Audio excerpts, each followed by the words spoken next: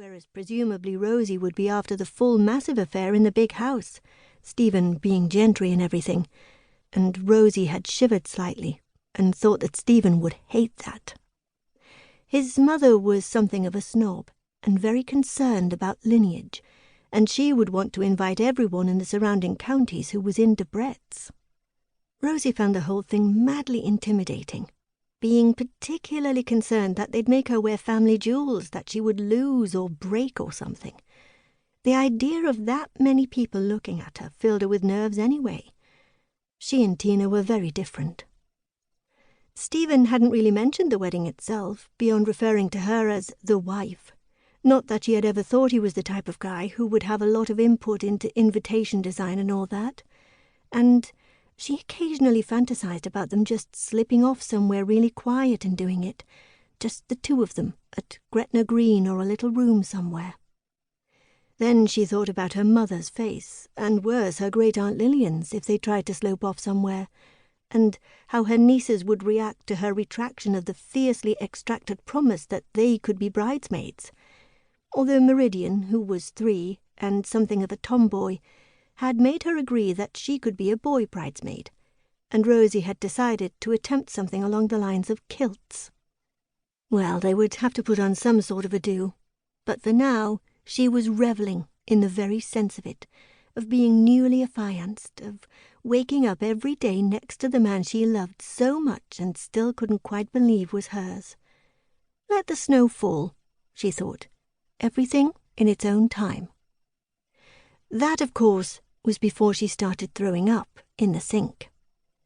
Tina, on the other hand, was having so much fun selecting stationery, choosing flowers and colour schemes and favours, and censoring speeches.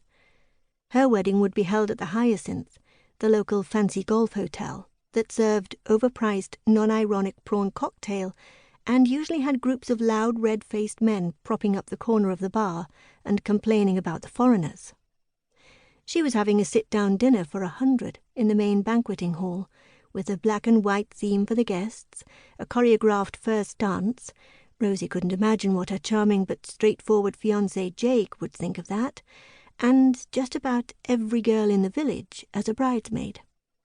But Rosie did love twirling the beautiful ring around her finger. They'd had it resized to fit. It was extremely old, and belonged to the slenderer fingers of an earlier age. Or, Rosie imagined Stephen's mother thought, a more refined breeding, and caressing the dull patina on the gold, which could not dim the deep shine of the 4 stones so fashionable in their day, that went with the colour of her eyes. It was by far and away the most valuable thing she had ever owned, and she was terrified of losing it. Stephen laughed when he saw her constantly fiddling with it. "It's like you've never had any jewellery," he said, and Rosie had looked at him and blinked and said, well, no, she hadn't. Nurses weren't really allowed to wear it. And he'd pulled her close and said he wanted to buy her all the jewellery in the world, and she reminded him that they didn't have any money, and he'd laughed and said, oh no, they didn't. Would fish and chips do for now? And she'd said yes, that would be fine. So even despite the odd spewing moment, it took Rosie a couple of months to notice that she was feeling a little peculiar most of the time. She assumed it was just excitement at the way their lives were going, and even then she was busy in the shop and assumed it was nothing. And she couldn't possibly go to Malik's shop, the local spa which sold everything, and buy a pregnancy test, because it would be round the village at the speed of light, and everyone already had more than enough of an interest in their lives together, thank you very much. So she'd have to wait to drive into Carningford, the nearest large town. And she hadn't mentioned it to Stephen in case he got unnecessarily worked up. Proposing to her was, she sensed, probably enough of a gigantic upheaval in his life for 1 year.